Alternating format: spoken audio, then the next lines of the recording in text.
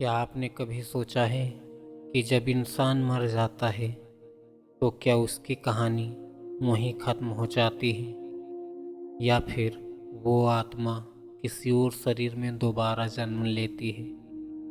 अगर पुनर्जन्म सच है तो सबसे बड़ा सवाल ये है, आत्मा नया शरीर कैसे चुनती है?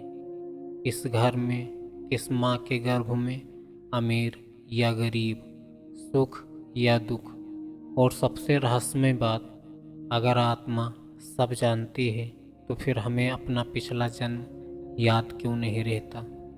आज की इस वीडियो में हम सिर्फ कहानियाँ नहीं सुनेंगे, हम समझेंगे वो रहस्य जो गरुड़ पुराण, वेदों और शास्त्रों में छिपा है।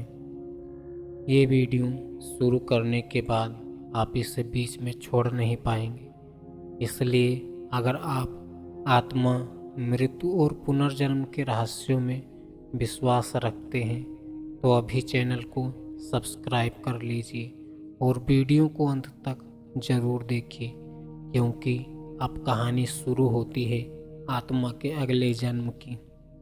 मृत्यु के बाद आत्मा एकदम से नया शरीर नहीं लेती। शास्त्रों के अनुसार आत्मा कुछ समय तक सूक्ष्म शरीर में रहती है जिसमें बुद्धि और अहंकार होता है। उस समय आत्मा अपना शरीर देखती है, रोते हुए अपने परिवार को देखती है, लेकिन कुछ भी कर नहीं पाती।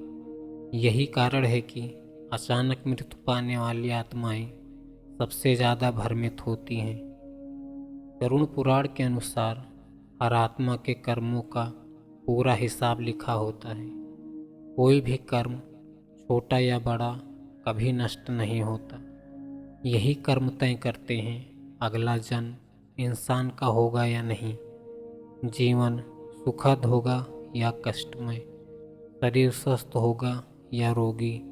आत्मा खुद शरीर नहीं चुनती, बल्कि कर्म उसे उस शरीर तक खींच ले जाते हैं।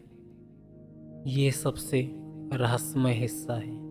जब किसी स्त्री और पुरुष के बीच गर्भाधान होता है तो कई आत्माएं उस गर्भ की ओर आकर्षित होती हैं, लेकिन वही आत्मा प्रवेश करती है जिसके कर्म उस परिवार से मेल खाते हैं। अगर पिछले जन्म में कष्ट दिए, कष्ट भोगने वाला जन्म। अगर सेवा की है, सेवा पाने वाला जन्म। अगर घमंड किया है तो अपमान झेलने वाला जन्म।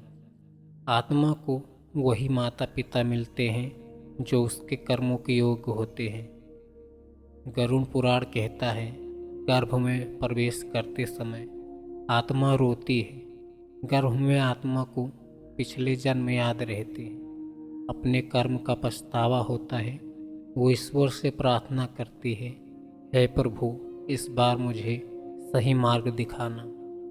लेकिन जैसे जैसे शरीर बढ़ता है, माया का प्रभाव बढ़ता है। जन्म लेते ही आत्मा को एक मोह का पर्दा ढक लेता है। अगर सबको पिछला जन्म याद रहे, इंसान बदला लेगा, रिश्ते नहीं निभा पाएगा, जीवन आगे नहीं बढ़ेगा।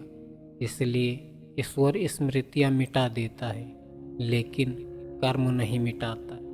यही कारण है कि कुछ बच्चे डर लेकर पैदा होते हैं, कुछ जन्म से ही तेज होते हैं, कुछ को अकारण दुख मिलते हैं। तो अब आप समझ गए होंगे, पुनर्जन्म कोई कहानी नहीं, कर्मों का परिणाम है। आप आज जो कर रहे हैं वही तय करेगा आपका अगला जन्म। अगर ये वीडियो आपके मन को छू गया हो तो इसे लाइक ज़रूर कीजिए और अपने विचार कमेंट में लिखिए। और हाँ, सब्सक्राइब करना मत भूलिए, क्योंकि अगला वीडियो होगा गरुड़ पुराण के अनुसार मृत्यु के बाद आत्मा के साथ क्या होता है, जो आपको अंदर तक हिला देगा।